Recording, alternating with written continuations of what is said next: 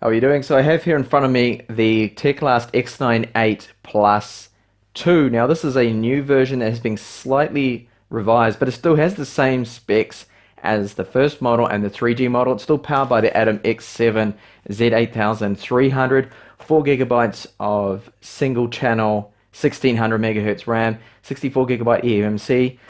So the only thing that has really changed on it, according to what I can tell from the internet, I already ripped the box open here just to make sure it was actually going to be the X98 Plus 2 that I'm unboxing, as they have now added DC charging and apparently improved the speakers. So I'll have to test them out to find that out if they are actually better or not. So in the box here we have, of course, the tablet, and they have included a plug here for DC charging, so that will free up the USB 2 port, so you'll be able to use the USB 2 port. Unfortunately, no USB 3 ports on here, or full-size ports. Just a shame to see that Teclast have never actually added that on this series. And there is a adapter for OTG, and the power adapter. Power adapter is the typical one they always use, so that is rated to 5 volts, 2.5 amps. And here is a micro USB 2 cable to USB for data charging as well, so you can charge from both. So get the box out of the way here and let's have a look at the tablet.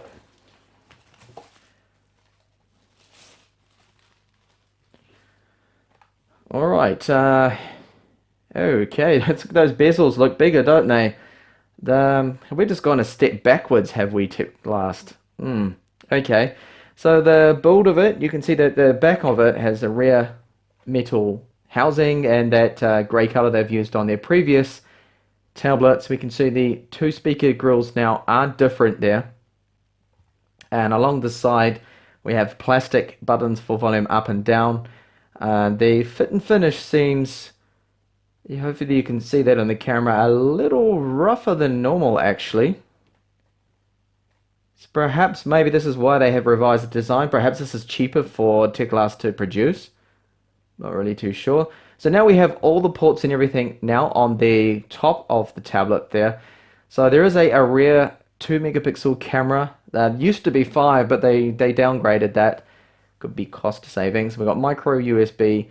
There is our micro SD card slot, HDMI out, and the new port, which is the DC 5 volts in for charging, and a 3.5mm headphone jack, and there is the microphone there. So it feels reasonably light. Another 2 megapixel camera there. So I just want to have a look now at the weight of it. And I do have another Teclast tablet here to compare the design, which I will compare in a second. So it weighs 578 grams. And I'll have a look now at the thickness. I'll just get from the middle here. So it's coming in at around 9 millimeters thick.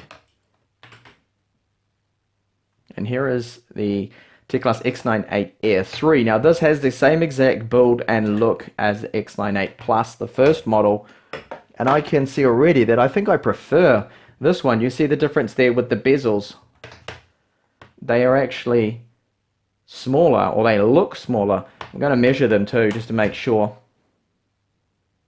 So the bezel, the bottom bezel on the first design comes in at about 20 millimeters, and this one here is the same 20 millimeters. And the side bezels on the X98 Plus are about 10 millimeters, and the Plus 2, they are larger. So they come in at 15, so that's an extra 5 millimeters of bezel there. And the build of it, the real feel, I think I prefer actually the stronger squared off edges of this one. And the housing too, just, I don't know, it looks better. The quality of it just seems a little bit better, so maybe a bit of a downgrade in terms of quality. And the bezels there, you see them together. Now the thickness, sorry, of this first model, I will just quickly measure there. The thickness of that is 8.5, so it is actually thinner as well. So it's interesting. So I'll get this one powered up now and have a look at the operating system to see what version of Android, how the ROM is, and then boot over to Windows as well and look at the device manager.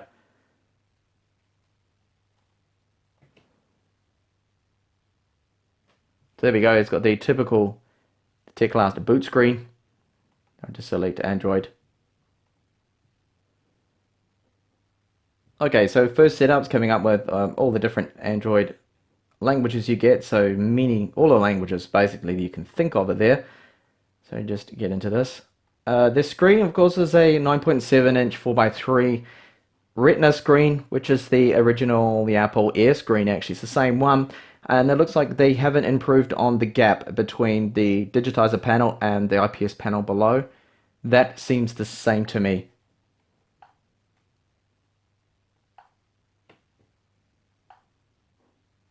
I'll just get straight into it. So here we go on the ROM now, a stock looking ROM, and it looks to me like it's going to be Android 5.1, just like all of the other ones. 5.1.1, okay. Seems relatively quick. We'll have a look at the free amount of storage we get in Android.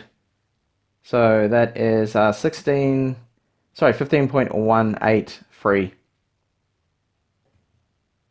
Which isn't too bad. That gives us plenty of room to install some larger applications there. And bloatware, there seems to be just a few on there. So we've got UC Browser, Tencent Video to uninstall. They do have the over-air update system, and Teclast normally are quite good at actually pushing out any updates if they do need them. And to boot over to Windows, there is another application here. So tapping on that will launch Windows. So there's a few bloat apps on there. I can see App Search and a couple of other ones here. So most of these you can normally just go and uninstall them. Teclast do normally let you uninstall them all. Oh, I really did that bad, didn't I? I'll do that again. So just uninstall that. We should be able to do that to most of those bloat apps on there. Or the Chinese apps that don't work outside of China anyway and aren't relevant to buyers outside of China. So we'll boot over now into Windows and have a look there and see how much free space there is and see if they're using the same Realtek wireless N chipset and what other components like the eMMC. So I just use the app here to boot to Windows. So Windows powered up. In Portrait, I can't use it in Landscape yet until I think the drivers get installed. So there are the language options we have. So we've got a lot of Asian languages there, Russian, French, and English, of course, which we need on there, and Spanish is there too.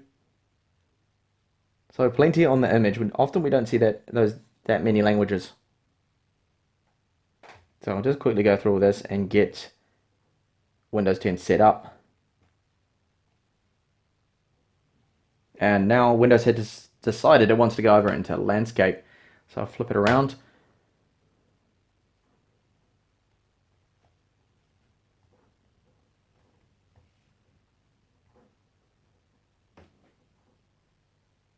So finally in Windows, it took a little while to set up. You can see down here there is a small little application. This is to boot over into Android. I'm not actually going to run that.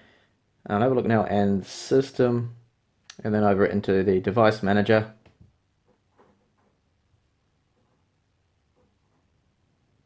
Alright, so you can see we have the full 4 GB of RAM and the Atom X5Z8300. Just quickly scroll down here. So I need to connect to the internet to activate Windows, but there shouldn't be any problems there with that. So have a look now at the Device Manager. And quickly at free space too.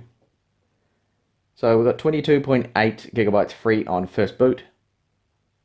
Not a lot of space, but at least we do have something to play with, unlike the 32 GB only dual boot systems. They just only normally have about 5 or 6 GB free.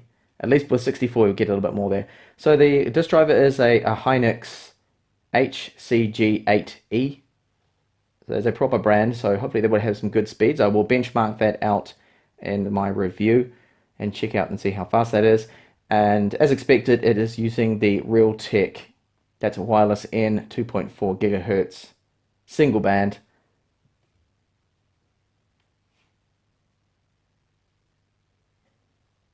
Now have a look at the Screen brightness at the moment it's on 40%. I'll just increase that now to, well, 0 there. You can see it's very dim, so that'll be good for late night use. 100%, quite bright here. I do have some bright lights on at the moment, but it's the typical Retina screen. It looks good, it's nice and sharp, the colors are good as you can see. And Teclast normally use that background there of, I think, Tahiti or Bora Bora, which is very nice to look at. It makes me want to go there. So just before I finish this unboxing and hands-on, I want to check to see if this can read my, here's a Samsung 128GB Pro Plus micro SD.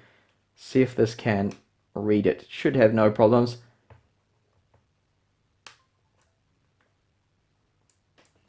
Okay, I just plugged it in now. Let's have a look and see if that's detected. No. Okay, that's interesting. I will reinsert that just in case. I did hear a beep, confirmation beep from Windows.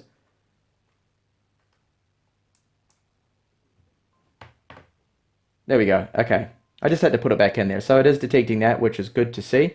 So no problems reading 128GB, at least in Windows. I will check that out later on in my review in Android to see if it's going to work in Android. Normally they do work, but sometimes you have to mess around with the format of it. Make sure you format it FAT32 or you use exFAT. And of course, Android doesn't normally natively read NTFC file format. So that is the unboxing and first hands-on. My first impressions are that I think it is one step forward and two steps back. Okay, we do have DC charging now, which is good to see. That frees up that USB port to use for data and not just charging. But the other thing is the build quality seems to me like a step backwards. Not quite as good as the other models. I do like the housing on the other ones, just feels a little better in hand, a little stronger. And although the screen is nice, yes, definitely. The Retina screen is always going to be nice there. A nice looking screen. But now we have larger bezels. And just the whole layout of it and feel of it feels to me like the older Bay Trail models that I reviewed about a year or so ago. And it's a little disappointing to see that they're kind of gone back a few steps there. Perhaps cost cutting, perhaps trying to just get the models out there a little cheaper and reduce their production line costs maybe. Anyway, I will be back with a full review on this, hopefully within about a week or two. So stay tuned for that if you do want to see the full review. That'll cover Android, Android gaming, Windows, a little bit of Windows gaming on there as well. And the battery life too, that's the most important thing, to see how long that is going to last. Thank you for watching this review. Hopefully I will see you back in the channel soon.